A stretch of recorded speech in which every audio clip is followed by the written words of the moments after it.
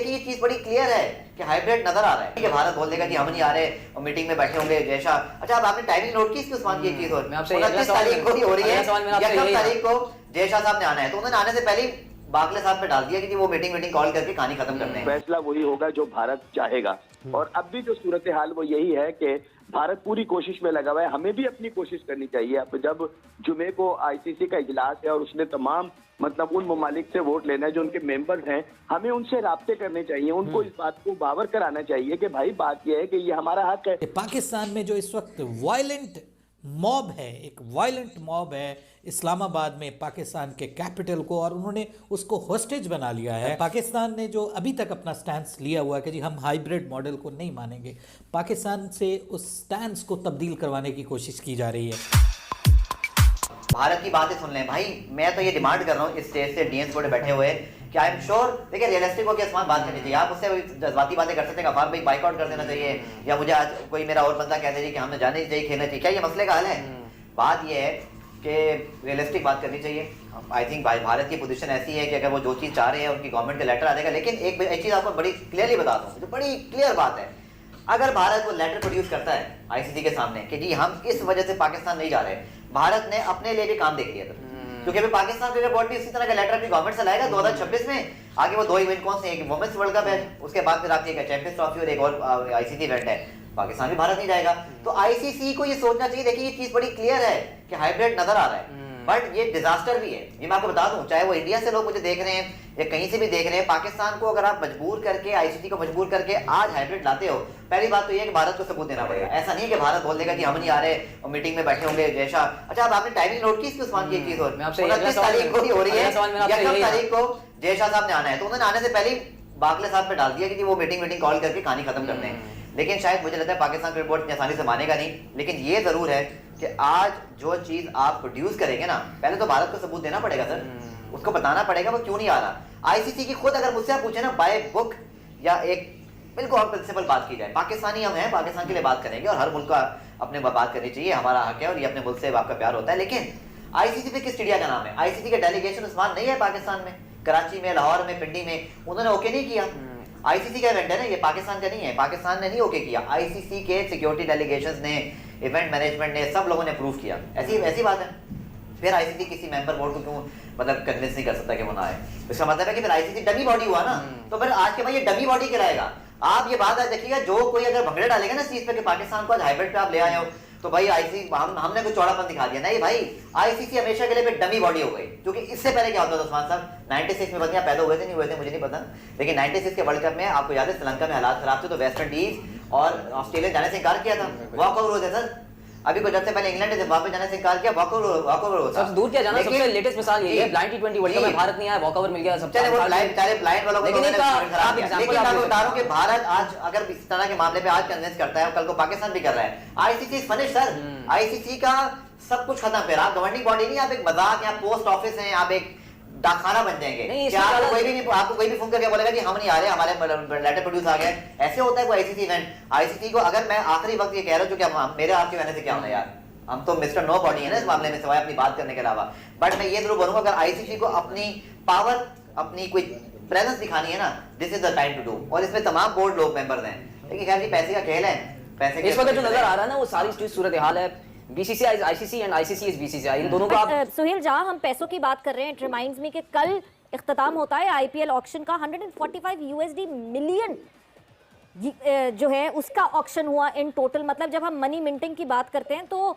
इस वक्त बीसीसीआई की जो ब्रॉडकास्टिंग राइट्स गए हैं वो बेस प्राइस पे गए हैं, मगर करोड़ों में ब्रॉडकास्टिंग राइट्स गए हैं आईपीएल के। तो हम तो जहां हम फाइनेंशियल एस्पेक्ट की बात करते हैं कि आईसीसी से कितना बेनिफिट करता है financially BCCI, itself BCCI financially इतना स्ट्रांग हो गया है कि कोई भी बोर्ड उनके अगेंस्ट आके खड़ा नहीं होना चाहेगा। सबसे पहले हर बोर्ड, हर मुल्क अपना मुफाद देखता है बिफोर मेकिंग एनी डिसीजन और टेकिंग एनी स्टैंड। तो वो बीसीसीआई के पास जितना पैसा है, हर क्रिकेट बोर्ड के प्लेयर्स आईपीएल खेलते हैं, वहां से इतना अर्न करते हैं, वो अल्टीमेटली बोर्ड को भी इससे फायदा होता है। तो ये इसलिए मैंने कहा था कि बड़ा एक ट्रिकी डिसीजन है, पीसीबी के लिए एक बड़ी मुश्किल सिचुएशन है।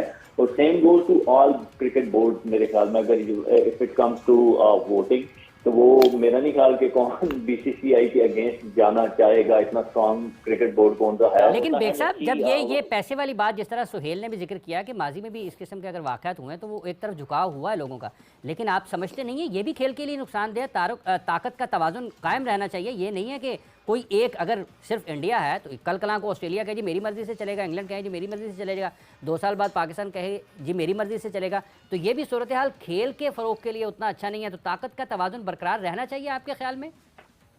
देखिए इमरान, अगर ताकत का तवाज़ुन बरकरार रहना होता तो जय शाह बिला मुकाबला आईसीसी के चेयरमैन मुंतखब नहीं होते। किसी ने जरूरत नहीं की कि उनके अगेंस्ट किसी उम्मीदवार को लाया जाए। तो आप इससे अंदाजा लगा सकते हैं ना कि भारत का इन्फ्लुएंस कितना है। और जहाँ तक ताकत के तवाज़ुन की बात कर रहे हैं, आपको याद होगा अब से चंद बरस कबल जो है वो बिग 3 भी आया था कि जिसमें 3 ममालिक ने मिलकर, इंडिया, ऑस्ट्रेलिया और इंग्लैंड ने मिलकर वो बिग 3 का मामला जो था वो आपस में निपटाना चाह रहे थे। अब भारत को 35% जो आईसीसी से मिलता है जो रकम है, हालांकि 70% रेवेन्यू भारत से आईसीसी को जाता है। जो भी कुछ हो रहा है, मैं उसके पॉलिटिकल मामलात के ऊपर बात नहीं करूंगा क्योंकि ये कोई पॉलिटिकल शो नहीं है, लेकिन उसके हवाले से जो इस वक्त दुनिया में विजुअल्स जा रहे हैं, जो देखा जा रहा है, वो कोई अच्छी खबरें नहीं है पाकिस्तान के लिए, ओवरऑल अच्छी खबरें नहीं है। और उस वक्त जबकि पाकिस्तान को चैंपियंस ट्रॉफी 2025 का इनकाद करना है, पाकिस्तान उसका होस्ट है और भारत बिल्कुल नहीं चाहता कि पाकिस्तान के अंदर ये चैंपियंस ट्रॉफी हो, या कम से कम वो ये नहीं चाहता कि भारत पाकिस्तान में जाके खेले। और पाकिस्तान ने जो अभी तक अपना स्टैंस लिया हुआ है कि जी हम हाइब्रिड मॉडल को नहीं मानेंगे, पाकिस्तान से उस स्टैंस को तब्दील करवाने की कोशिश की जा रही है।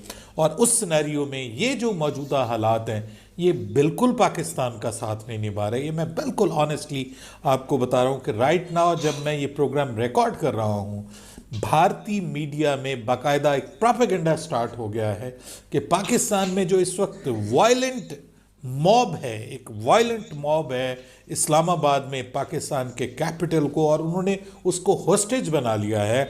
इस्लामाबाद इस वक्त गवर्नमेंट की मुकम्मल तौर पे ख़त्म हो गई है और स्टेट नाम की पाकिस्तान में कोई चीज़ बाकी नहीं रही। ये बात की जा रही है इंडियन मीडिया पे।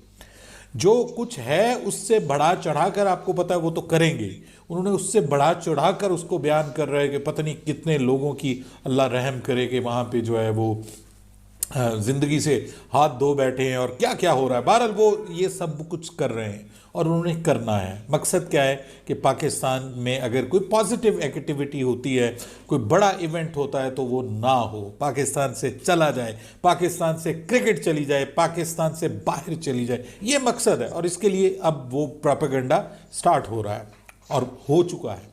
और ये जो इमेजेस जा रही हैं, ये जो पिक्चर्स जा रही हैं पाकिस्तान से, जो कुछ वहाँ पे इस्लामाबाद में हो रहा है टिल नाउ, उसको मज़ीद वजह बनाया जाएगा। और ये क्यों बनाया जाएगा कि पाकिस्तान के हालात इस काबिल नहीं है कि यहाँ पे चैंपियंस ट्रॉफी करवाई जाए। हकीकत में आपने ये श्रीलंका की टीम को वापस नहीं भेजा, बल्कि आपने चैंपियन ट्रॉफी को हाइब्रिड मॉडल पे भेज दिया है।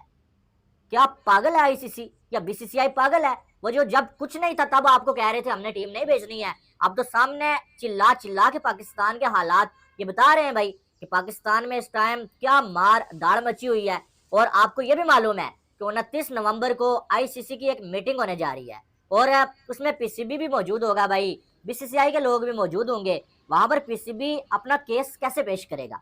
आगे से आईसीसी ने सिर्फ एक सवाल ये पूछ लिया कि भाई पाकिस्तान में हालात कैसे हैं, जरा बताओ, हाल चाल तो बताओ, और ये बताओ कि श्रीलंका की टीम को आपने वापस क्यों भेजा था। वहां पर पीसीबी के पास जवाब क्या होगा, कोई मुझे बताएगा? सबसे बड़ी बात, पाकिस्तान में ये जो प्रोटेस्ट हो रहा है ना, और मोहसिन नकवी वो बंदा पीसीबी का चेयरमैन भी है और पाकिस्तान का इंटीरियर मिनिस्टर भी है। वो अब मिनिस्टर साहब पाकिस्तान के हालात को संभालेंगे या फिर जो मिनिस्टर साहब जो पीसीबी के चेयरमैन भी हैं वो पीसीबी को संभालेंगे? यानी कि उधर पाकिस्तान दाव में लगा हुआ है, उधर जो प्रोटेस्ट हो रहा है, लोग जो मर रहे हैं भाई, गाड़ियां जलाई जा रही हैं और जो यानी कि वहां पर गोलियां तक चल रही हैं, ठीक है।